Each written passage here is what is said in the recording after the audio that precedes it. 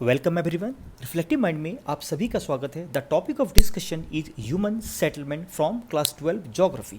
The objective of this session are problems of rural settlement, meaning and understanding of urban settlements, classification of urban settlements and functions of urban centres. तो सबसे पहले हमें यहाँ पे discuss करना है कि रूरल सेटलमेंट्स में हमें किस किस प्रकार के प्रॉब्लम्स जनरली देखने के लिए मिलते हैं।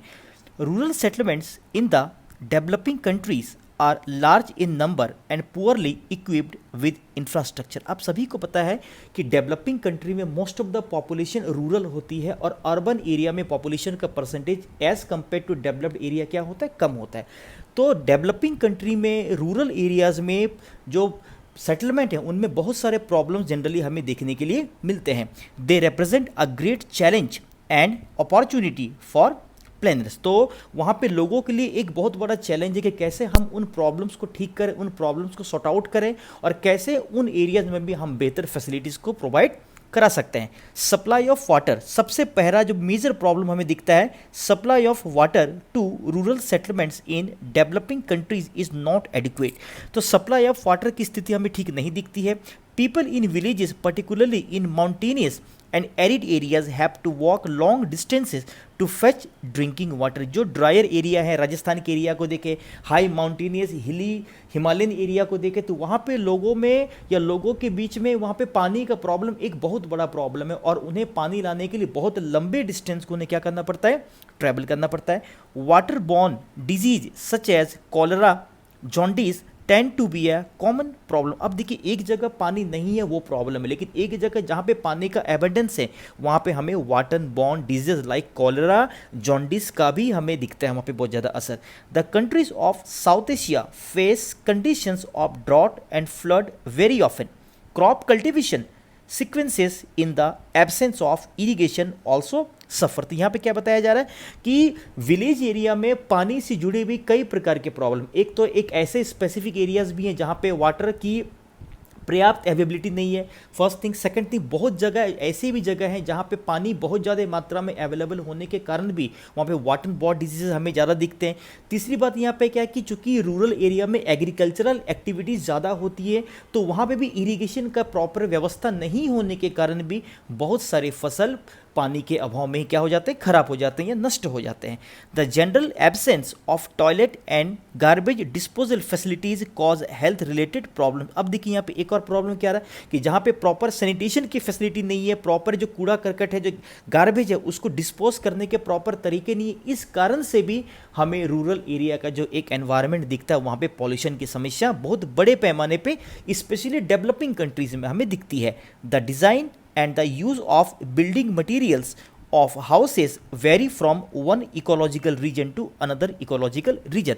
थोड़ी देर पहले हमने या प्रीवियस वीडियो में हमने ये डिस्कस किया था कि human settlement human environment interaction का एक बेस्ट एग्जांपल है, लेकिन हम लोग ये प्रीवियस वीडियो में हमने ये भी देखा था कि इंसान जिस भी जोग्राफिकल एरिया में रहता उस जगह में बिल्डिंग मटेरियल्स की अवेलेबिलिटी के अकॉर्डिंग वो अपने सेटलमेंट में उन बिल्डिंग्स मटेरियल का ज़्यादा से ज़्यादा क्या करता है, यूज़ करता है। The houses made up of mud, wood and thatch remain susceptible to damage during heavy rains. अगर मड से, वुड से, थैच से बने हुए घर होते हैं तो बारिश के दिनों में उनके बह जाने का, उनके खराब हो जाने का या फिर किसी प्रकार के बोल सकते हैं वहाँ पे बहुत ज़्यादा बाढ़ की कंडीशन में भी हमें जनरली वो सेटलमेंट वहाँ पे नष्ट होते भी ज़्यादा दिखते हैं। And require proper maintenance every year, हर साल उन्हें प्रॉपरली मेंटेन करना पड़ता है। Most house designs are typically deficient in proper ventilation. ये एक बहुत बड़ा प्रॉब्लम है, हालांकि ये प्रॉब्लम हमें अर्बन एरिया में ज़्यादा दिखता है, लेकिन रूरल एरियाज में भी जहाँ पे डेंसली पॉपुलेटेड लोग होते हैं और जहाँ पे वेल इक्विप्ड बिल्डिंग मटेरियल का यूज़ नहीं किया जाता है वहाँ पे भी हमें वेंटिलेशन का प्रॉब्लम देखने के लिए जनरली मिलता है।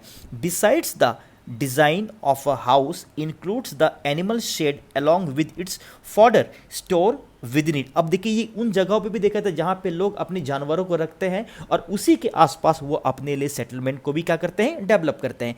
This is purposely done to keep the domestic animals and their food properly protected from wild animals. तो ये गांव घर में आमतौर पे देखा जाता है कि लोग जहाँ पे रहते हैं अपने पेट को या अपने डोमेस्टिकेटेड पेट को भी वो उसी के आसपास में, घर के आसपास ही रखते हैं, ताकि वो उन्हें चोर, डाकू या फिर जो वाइल्ड एनिमल के जो अननेसेसरी अटैक है उनसे उन्हें क्या कर सके, बचा सके। अगर अनदर प्रॉब्लम में देखें डेवलपिंग कंट्री में रूरल सेटलमेंट के, तो अनमेटल्ड रोड, जो कच्ची सड़कें होती है, बारिश के दिनों में भी उसके ढह जाने का या उसके खराब होने का बहुत ज़्यादा भय होता है। कई बार कम्युनिकेशन ट्रांसपोर्ट फैसिलिटीज़ के ना होने के कारण, प्रॉपर रोड नेटवर्क के throughout the year access नहीं होने के कारण भी रूरल एरिया में बहुत सारे प्रॉब्लम हमें जनरली देखने के लिए मिलते हैं। कम्युनिकेशन की फैसिलिटीज़ का नहीं होना और भी बहुत सारे problem. During rainy season the settlements remain cut off and pose serious difficulties in providing emergency service. अब देखिए यहाँ पे क्या हो रहा है कि अनमेटल रोड जो बारिश के दिनों में या एक्सेसिव फ्लड के दौरान वो कई बार बह जाते हैं, तो कई बार इमरजेंसी पीरियड में रूरल एरियाज अपने आसपास के एरियाज से बिल्कुल कट जाते हैं और वहाँ पे कई बार फ्लड के कारण जो भी हमें emergency health facilities, medical facilities जो प्रोवाइड कराने होते हैं, कई बार इन फैसिलिटीज़ को भी उन नीडी एरिया तक पहुँचने में बड़ा लंबा टाइम लग जाता है। It is also difficult to provide adequate health and educational infrastructure for their large rural population. The problem is particularly serious where proper villagization has not taken place and houses are scattered over a large area. हमने अपने previous video में विलेजाइजेशन का मतलब बताया था कि जिस तरीके से एक जगह पे या गांव में लोग बसना धीरे धीरे करके शुरू करते हैं। हमने डिफरेंट टाइप्स ऑफ सेटलमेंट के टाइप हमने किया था, जैसे nucleated, semi clustered, clustered, hamleted and the scattered और आइसोलेटेड। तो आइसोलेटेड का मतलब क्या था कि वहाँ पे फिजिकल बैरियर के कारण, वहाँ पे टेरेन रिलेटेड बैरियर के कारण लोगों को जहाँ पे भी सुटेबल लैंड की अवेलेबिलिटी होती है, लोग वहाँ पे अपने सेटलमेंट को सेटल डाउन कर लेते हैं वहाँ पे। लेकिन जहाँ पे प्रॉपर तरीके से विलेजाइजेशन का प्रोसेस नहीं हुआ, जैसे हमने उसमें एक एग्जाम्पल दिया था इंदिरा गांधी कमांड एरिया में, part B India people and economy human, India के पर्सपेक्टिव में जो हमने ह्यूमन सेटलमेंट को किया था, तो वहाँ पे हमने क्या बताया था कि जहाँ पे विलेजाइजेशन प्रॉपर तरीके से नहीं हो पाया, वहाँ पे भी सिक्योरिटी एक बहुत इंपॉर्टेंट वहाँ पे हमें जनरली कंसर्न की तरह हमें दिखता है।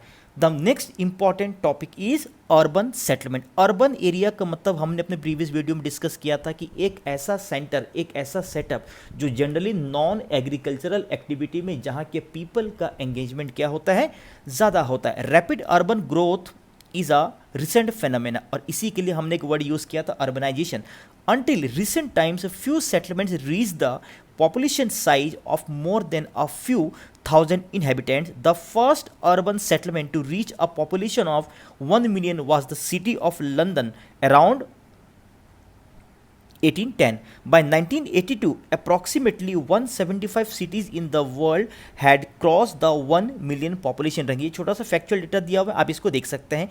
अब देखिए इस टेबल 10.1 में यहाँ पे ये बताया गया है कि 1800 में वर्ल्ड में या वर्ल्ड का कितना परसेंट पॉपुलेशन अर्बन एरिया में थे, और अगर आज के सिनेरियो को देखें तो 2001 में, हालांकि ये भी आज से करीब 18-19 साल पहले का है, तो उसमें ऑलमोस्ट 48% हमें दिखता है। अब जो सबसे इंपॉर्टेंट टॉपिकल एरिया यहाँ पे शुरू हो रहा है कि अर्बन सेंटर को क्लासिफाई करने का बेसिक क्राइटेरिया क्या है। हमने अपने प्रीवियस सेगमेंट में हमने ये बताया था कि इंडिया के पर्सपेक्टिव में 1991 के सेंसस के अकॉर्डिंग 75% पॉपुलेशन का एंगेजमेंट नॉन एग्रीकल्चरल एक्टिविटी में हो, है ना। कैंटोनमेंट एरिया, नोटिफाइड एरिया, है ना, वहाँ पे म्यूनिसिपैलिटी होनी चाहिए, 5000 पॉपुलेशन मिनिमम होनी चाहिए और एक सर्टेन पॉपुलेशन डेंसिटी होनी चाहिए। तो यहाँ पे अलग अलग कंट्री के लेवल पे अगर वर्ल्ड वाइड पे देखें तो अलग अलग कंट्री में किसी सेंटर को अर्बन सेटलमेंट डिक्लेयर करने के लिए क्या क्या क्राइटेरिया यहाँ पे होना चाहिए। लेकिन सभी जगह पे 3 इंपॉर्टेंट क्राइटेरिया फिक्स हैं, वो है साइज ऑफ पॉपुलेशन, कि पॉपुलेशन का साइज क्या है। सेकंड थिंग, वो पॉपुलेशन की इकोनॉमिक एक्टिविटी और ऑक्यूपेशनल स्ट्रक्चर क्या है। And the third thing is administrative setup. तो इन तीनों पॉइंट को आपको बिल्कुल ध्यान रखना है। एमसीक्यू में यहाँ से अक्सर सवाल आते हैं कि अर्बन सेटलमेंट को डिफाइन करने के 3 बेसिक डिफाइनिंग क्राइटेरिया क्या है। First one is size of population, second one is occupational structure and the third one is administrative setup. So population size कैसे अलग अलग कंट्री के अकॉर्डिंग पॉपुलेशन साइज अलग अलग होने के कारण वहाँ पे अर्बन सेटलमेंट के अकॉर्डिंग डिफाइनिंग क्राइटेरिया की तरह यूज़ किया जाता है। क्यों? क्योंकि अलग अलग कंट्री का पॉपुलेशन का साइज एक जैसा नहीं है, तो वहाँ पे अर्बन एरिया को डिफाइन करने के लिए सभी कंट्री में यूनिफॉर्म पॉपुलेशन साइज को हम एज अ पैरामीटर नहीं ले सकते हैं। It is an important criteria used by most countries defining urban areas. The lower limit of the population size for a settlement to be designated as urban is 1500। देखिए Colombia में है। 2000 को देखें तो वो अर्जेंटीना में दिखता है। अगर पोर्टुगाल में देखें तो 2500 है। यूएसए और थाईलैंड में अगर आप देखें तो 2500 है। सॉरी, पोर्टुगाल में 2000 है, 2500 यूएसए और थाईलैंड में है। 5000 अगर देखें इंडिया में, और जो सबसे ज़्यादा वन ऑफ द हाईएस्ट जो दिखता है वो है 30,000 इन जापान। तो आपको इन सभी को आपको याद नहीं करना है, आप एक आध को यहाँ पे ध्यान में रख सकते हैं, लाइक जापान, लाइक यूएसए, जो इंपॉर्टेंट नेशंस है। जापान में देखें 30,000 का दिखता है, यूएसए में देखें तो 2500 का दिखता है। Besides the size of population, density of 400 person per square kilometer and share of non agricultural workers are taken into consideration in India। तो इंडिया में यह है कि 75% पॉपुलेशन नॉन एग्रीकल्चरल एक्टिविटी में इन्वॉल्व हो फॉर डिफाइनिंग अर्बन एरिया, और उस centre का पॉपुलेशन डेंसिटी कम से कम 400% पर स्क्वायर किलोमीटर होना चाहिए। Countries with low density of population में choose a lower number as the cut off figure compared to densely populated countries. जिस कंट्री में पॉपुलेशन डेंसिटी कम है वहाँ पे ये फिगर कम हो सकता है। In Denmark, Sweden and Finland, all places with a population size of 250, इन सभी में population size 250% are called urban. अब देखिए डेनमार्क, स्वीडन, फिनलैंड, जनरली हमें अगर आप इनको देखें तो ये यूरोप के नॉर्दर्न पार्ट में हमें दिखते हैं, और हम इनको फेनो स्कैंडिनेवियन कंट्री कहते हैं। यहाँ पे पॉपुलेशन का साइज भी कम है और पॉपुलेशन की डेंसिटी भी यहाँ पे जनरली हमें कम दिखती है, क्योंकि ये हिली टेरेन ज़्यादा दिखता है। तो यहाँ पे 250% का क्राइटेरिया है किसी सेंटर को अर्बन सेंटर डिक्लेयर करने के लिए। The minimum population for a city is,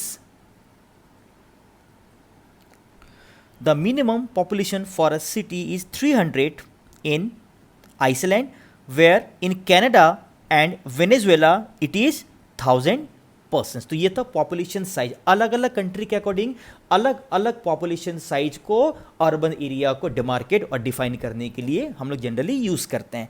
the second one is occupational structure. Occupational structure का मतलब होता है कि नगर में रहने वाली जनसंख्या या शहर में रहने वाली जनसंख्या किस ह्यूमन एक्टिविटी में या किस इकोनॉमिक एक्टिविटी में एंगेज होगी, ताकि हम उसे एक अर्बन सेंटर के फॉर्म में डिक्लेयर या डिफाइन कर सके। In some countries such as in India, the major economic activities in addition to the size of the population in designating a settlement as urban is a major criterion. Similarly, in Italy, a settlement is called urban if more than 50%, अगर Italy में देखें more than 50% of its economically productive population is engaged in non-agricultural pursuit। तो Italy में 75% का criteria नहीं है, वो 75% का क्राइटेरिया इंडिया में है। इंडिया में अगर इटली में अगर आप देखें तो 50% population at least non agricultural activity में एंगेज्ड होनी चाहिए, वहीं इंडिया का 75% में जनरली दिखता है। अगर एडमिनिस्ट्रेशन की बात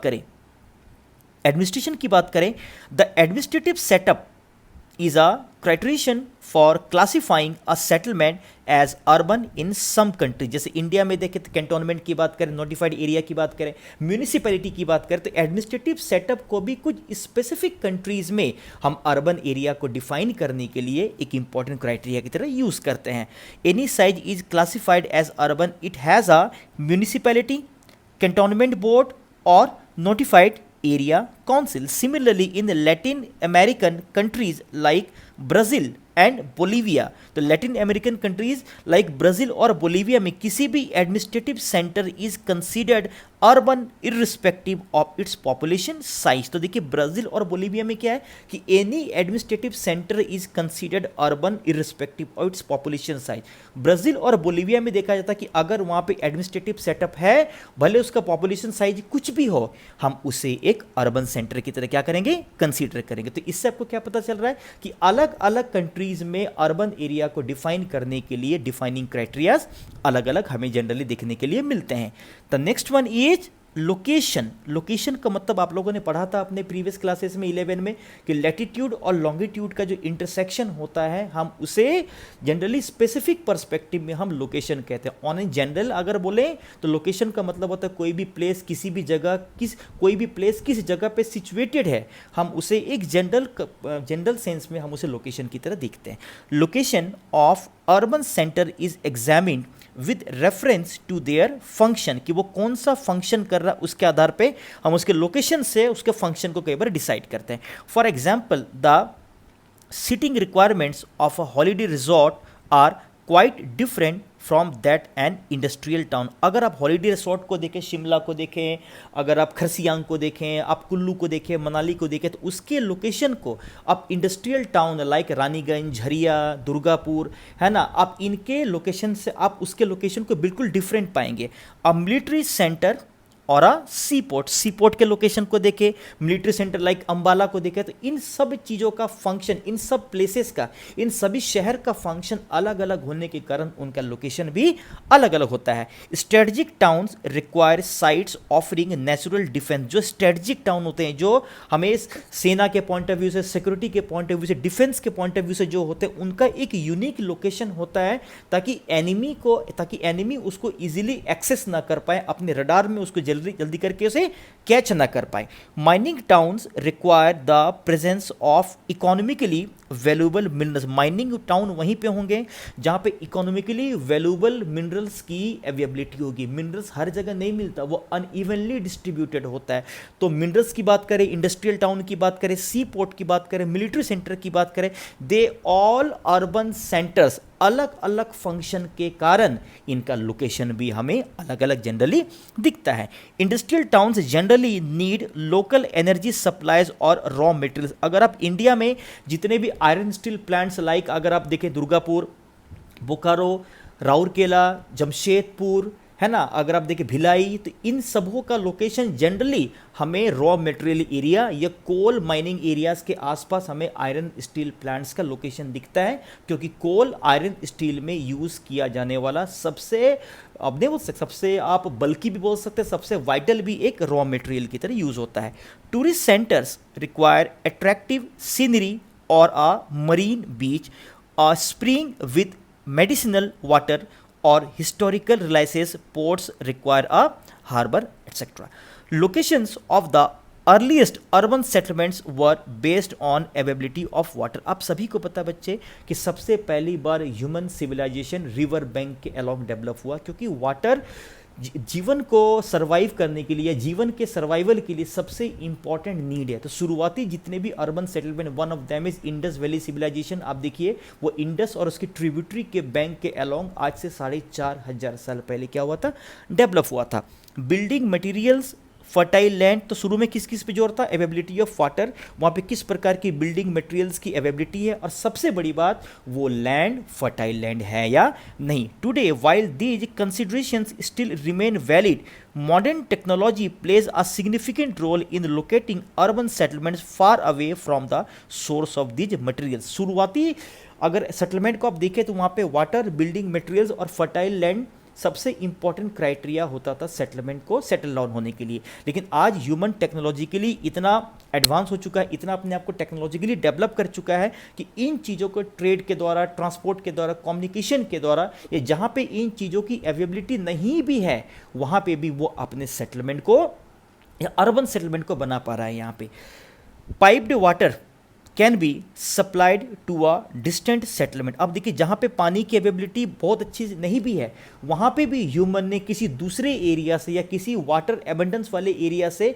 पाइपलाइन के द्वारा वाटर को सप्लाई करके या वाटर को भेज के उस एरिया में भी ह्यूमन सेटलमेंट को उसने बसाया है जहाँ पे वाटर की उतनी बेहतर अवेलेबिलिटी नहीं है। Building materials can be transported from long distances. कई बार आप देखिएगा कि हिमालयन एरिया में जाते हैं तो वहाँ पे हमें बड़े बड़े होटल्स, बड़े बड़े वहाँ पे रेस्टोरेंट्स दिखते हैं, लेकिन उसमें जिस प्रकार की बिल्डिंग मटेरियल्स की यूज़ किया हुआ होता है वो जनरली हमें हिली माउंटेनियस एरिया में जनरली हमें वो अवेलेबल नहीं होता है। तो वो बिल्डिंग मटेरियल्स आया कहाँ से? तो वो प्लेन एरिया से या अदर एरिया से ट्रांसपोर्टेशन के द्वारा हमने उस एरिया में ट्रांसपोर्ट किया, उस एरिया में हमने भेजा और वहाँ पे हमने इस प्रकार के ह्यूमन लैंडस्केप को डेवलप किया। तो ये सभी चीज़ इसलिए पॉसिबल हो पाया है कि ह्यूमन टेक्नोलॉजिकली इतना अवेयर हुआ है, टेक्नोलॉजिकली उसने अपने आप को इतना ज़्यादा डेवलप किया है। तो इसमें कौन सी बातें सामने आ रही कि पहले का अर्बन सेटलमेंट उस जगह के रॉ मटेरियल, उस जगह पे पाए जाने वाले मटेरियल्स पे हाईली डिपेंडेंट था, लेकिन आज उस जगह पे जिस प्रकार के रॉ मटेरियल, जिस वाटर, बिल्डिंग मटेरियल या फिर अदर चीज़ों की अवेलेबिलिटी ना है, फिर भी ह्यूमन ने किसी दूसरे एरिया से मंगा के या किसी दूसरे एरिया से ट्रेड ट्रांसपोर्ट के द्वारा भी मैनेज करके उस एरिया में भी उस प्रकार के ह्यूमन सेटलमेंट को या अर्बन सेटलमेंट को उसने क्या किया है? डेवलप किया है।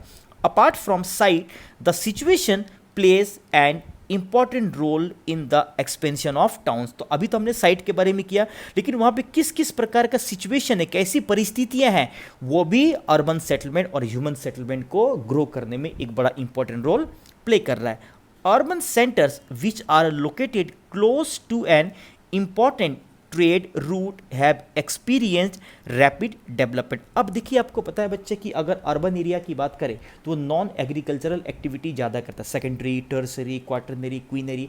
आप लोग देखेंगे मोस्ट ऑफ द जो शहरी एरिया होता है, हमने अपने प्रीवियस टर्सरी एक्टिविटीज़ में हम लोगों ने नोट्स को लिंक को किया था और हमने उसमें क्या बताया था कि जितने भी मेजर अर्बन एरियाज़ होते हैं वो ट्रांसपोर्टेशन के, कम्युनिकेशन के मेजर सेंटर्स होते हैं और उन्हीं दो मेजर नोट्स को कनेक्ट करने वाले जो लिंक होते हैं, जो एजेस होते हैं, जो जनरली हाईवे की बात करें, रेल नेटवर्क की बात करें, रोड नेटवर्क की बात करें, उनके द्वारा वेल डेवलप्ड होने के कारण या ट्रेड ट्रांसपोर्ट में उनका इन्वॉल्वमेंट अर्बन एरियाज का बहुत ज़्यादा होने के कारण urban area tertiary activity, quaternary activity, quinary activities में भी बहुत ज़्यादा एंगेज्ड होता है। और हमने ये भी डिस्कस किया था कि कोई कंट्री जैसे जैसे डेवलपिंग से वो क्या होती है, डेवलप्ड इकोनॉमी में या रीजन में वो शिफ्ट करती है, वो अपने आप को सेक्टोरली भी शिफ्ट करती है, from primary to secondary, secondary to tertiary, tertiary to quaternary and quinary. यहाँ पे फंक्शंस ऑफ अर्बन सेंटर। अब अर्बन सेंटर किस किस प्रकार के फंक्शन को करते हैं? ह्यूमन सेटलमेंट के part B India people and economy में हमने अर्बन एरिया का कई क्लासिफिकेशन के क्राइटेरिया को पढ़ा था। उसमें एक हिस्टोरिकल क्लासिफिकेशन था, उसमें उनके सेंसस के आधार पर 6 प्रकार का भी क्लासिफिकेशन किया गया था और उसमें भी फंक्शनल क्लासिफिकेशन था, एडमिनिस्ट्रेटिव था, माइनिंग था, गैरिसन टाउन्स था, कल्चरल टाउन्स था, ट्रेडिंग टाउन्स था, इंडस्ट्रियल टाउन्स था। तो उसी प्रकार की चीज़ों को हमें यहाँ पे देखना है, लेकिन हमें यहाँ पे वर्ल्ड पर्सपेक्टिव में चीज़ों को समझने की कोशिश करनी है। The earliest towns were centres of administration. अगर आप लोग हिस्ट्री में पढ़े होंगे तो शुरू में जितने भी टाउन्स थे वो जनरली सभी बड़े बड़े एम्पायर्स के कैपिटल हुआ करते थे और उनको एडमिनिस्ट्रेटिव सेटअप से उनको पहले स्थापित किया जाता था, जो स्ट्रेटजिकली भी बहुत इंपॉर्टेंट सेंटर सिक्योरिटी या डिफेंस के पॉइंट ऑफ व्यू से होते थे। Trade, industry, defense and religious importance. The significance of defense and religion as differentiating functions has declined in general, but other functions have entered the list. अब देखिए, जब human धीरे धीरे करके सिविलाइज हुआ तो सिविलाइजेशन के डेवलप होने के बाद सिविलाइजेशन के और बेहतर तरीके से सभी कंट्रीज़ के पर्सपेक्टिव में इसके स्प्रेडिंग के साथ साथ अब डिफेंस और रिलीजन इतना इंपॉर्टेंट क्राइटेरिया अर्बन सेंटर के लिए नहीं रहा है, लेकिन इतना इंपॉर्टेंट नहीं रहा जितना इंपॉर्टेंट ये पहले हुआ करता था। जैसे आप किसी भी इंपॉर्टेंट, आप आगरा को देखिए, दिल्ली को देखिए, तो यहाँ पे आपको बड़े बड़े फोर्ट दिखेंगे, बड़े बड़े किले दिखेंगे।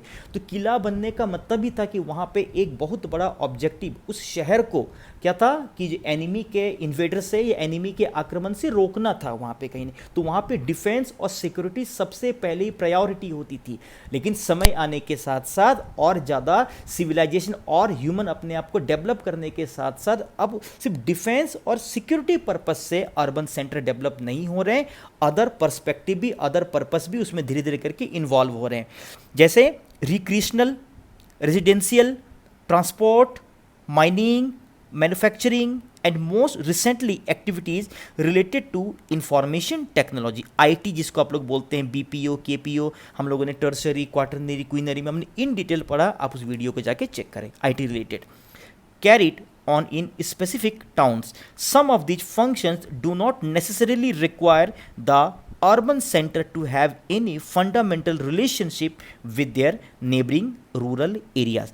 जब हम लोगों ने नोट्स और लिंक की बात करी थी तो हमने बताया था कि रूरल एरिया या बहुत सारे रूरल एरिया जो अर्बन एरियाज़ के आसपास होते हैं वो ट्रेड के द्वारा, ट्रांसपोर्ट के द्वारा, कम्युनिकेशन के द्वारा अपने फंक्शंस को क्या करते हैं, एक्सचेंज करते हैं। रूरल एरिया की डिपेंडेंसी अर्बन एरिया पे होती है और अर्बन एरिया की डिपेंडेंसी रूरल एरिया में होती है। वेजिटेबल्स की बात करें, फ्रूट्स की बात करें और भी बेसिक सर्विसेज को प्रोवाइड कराने की बात करें।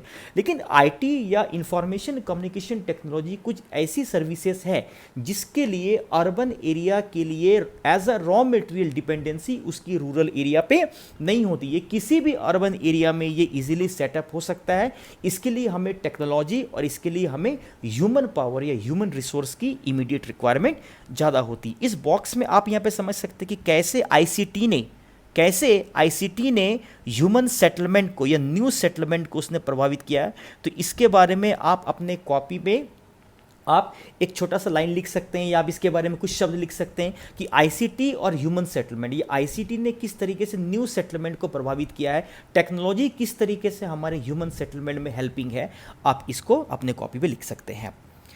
इन spite of towns performing multiple functions we refer to their dominating function. हमने प्रीवियस वीडियो में ये भी बताया था कि जितने भी मॉडर्न टाउन्स हैं वो मल्टी फंक्शनल होते हैं, बहुत सारे काम करते हैं, सिर्फ एडमिनिस्ट्रेटिव कमर्शियल नहीं, इसके साथ साथ वो बहुत सारे काम करते हैं। लेकिन फिर भी हम किसी भी अर्बन एरिया को फंक्शनल क्लासिफिकेशन के तहत उसके डोमिनेटिंग फंक्शन के आधार पे ही जनरली क्या करते हैं, क्लासीफाई करते हैं। For example we think of Sheffield as an industrial city, London as a port city, Chandigarh is an administrative city and so on. Large cities have a rather great diversity of functions. जो बड़े बड़े city होते हैं वो multi functional होते हैं। Besides, all cities are dynamic and over a period of time may develop new functions. कोई भी सिटी स्पेसिफिक फंक्शन को करता है, लेकिन जैसे धीरे धीरे करके वो और ज़्यादा डेवलप होता है, वहाँ पे अर्बनाइजेशन का रेट और ट्रिगर होता है, वो नए नए फंक्शंस को भी करना शुरू करता है। Most of the early 19th century fishing ports in England have now developed tourism. शुरुआती तौर पे जितने भी फिशिंग पोर्ट थे इंग्लैंड में वो अब टूरिज्म सेंटर के फॉर्म में डेवलप हुए हैं। Many of the old market towns are now known for manufacturing activities. Towns and cities are classified into the following categories. अब देखिए यहाँ पे टाउन्स को स्पेसिफिक फंक्शन के आधार पे हम लोग कई अलग अलग कैटेगरीज में क्या करते हैं, कैटेगराइज करते हैं। सबसे पहला है एडमिनिस्ट्रेटिव टाउन्स। एडमिनिस्ट्रेटिव टाउन्स का मतलब ये होता है कि जितने भी कंट्री हैं उनके जनरली जो कैपिटल्स हैं, they all capitals generally pursuing administrative function. National capitals, state capitals which house the administrative offices of central government such as New Delhi, Canberra, Beijing, Addis Ababa, Washington DC, London, etc. are called administrative towns or administrative centers. Provincial or subnational or state-related towns can also have administrative functions. For example, Victoria, British Columbia, Canada का आप देख सकते हैं, Albany, New York and Chennai, Tamil Nadu. Trading and commercial towns, अगर आप India के perspective में अगर आप मुंबई को देखें तो मुंबई इंडिया का कमर्शियल कैपिटल है, अगर न्यू दिल्ली को देखें तो एडमिनिस्ट्रेटिव कैपिटल है।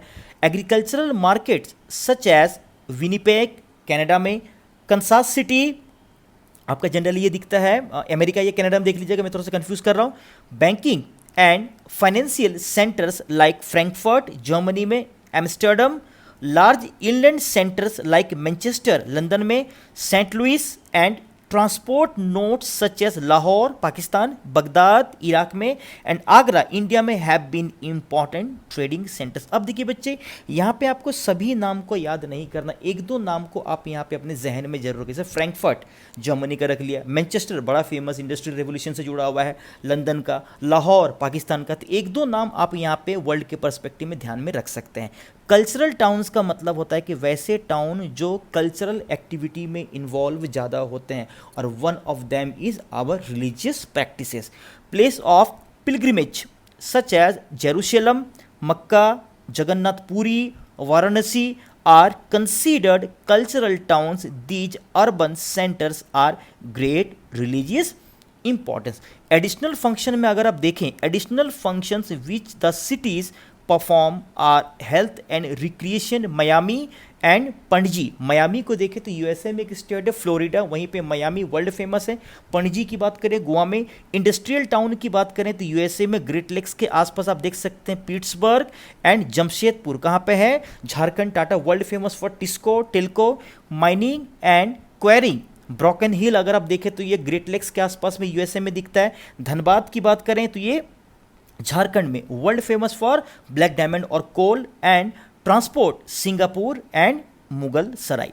अब देखिए यहाँ पे एडिशनल फंक्शन में कौन को, मैं दोबारा रिपीट कर रहा हूँ, एडिशनल फंक्शंस में अगर आप देखें तो रिक्रिएशन के पॉइंट ऑफ व्यू से, टूरिज्म के पॉइंट ऑफ व्यू से अगर आप देखें, टूरिस्ट डेस्टिनेशन के पॉइंट ऑफ व्यू से देखें तो यूएसए में एक स्टेट है फ्लोरिडा, उसी में है मयामी, गोवा में पणजी। इंडस्ट्रियल में देखें तो यूएसए में ग्रेट लेक्स के आसपास में पिट्सबर्ग, और जमशेदपुर देखें झारखंड में famous for TISCO, TELCO. Mining और क्वेरिंग के पॉइंट ऑफ व्यू से देखें तो ब्रोकन हिल ऑस्ट्रेलिया में, नॉट यूएसए में, ब्रोकन हिल हमें ऑस्ट्रेलिया में दिखता है। धनबाद की बात करें तो world famous for black diamond Jharkhand में, और ट्रांसपोर्ट के पॉइंट ऑफ व्यू से साउथ ईस्ट एशिया में सिंगापुर, और इंडिया में इन यूपी मुगल सराय। अब यहाँ पे कुछ डू यू नो के सेगमेंट को आप देख लीजिए, कौन कौन सी बातें यहाँ पे बताई हुई है। Urbanisation means the increase in the proportion, the increase in the proportion population of a country who live in urban areas. The most important cause of urbanization in rural urban migration. तो urbanization का सबसे बड़ा कारण जो migration के चार patterns को हमने किया था, rural to rural, rural to urban, urban to urban and urban to rural, उसी में सबसे इंपॉर्टेंट क्या है? Rural to urban. During the late 90s and some 20 to 30 million people were leaving the countryside every year, moving into towns and cities. Pull factor, push factor आप लोगों ने previous video में, previous chapter में पढ़ा था।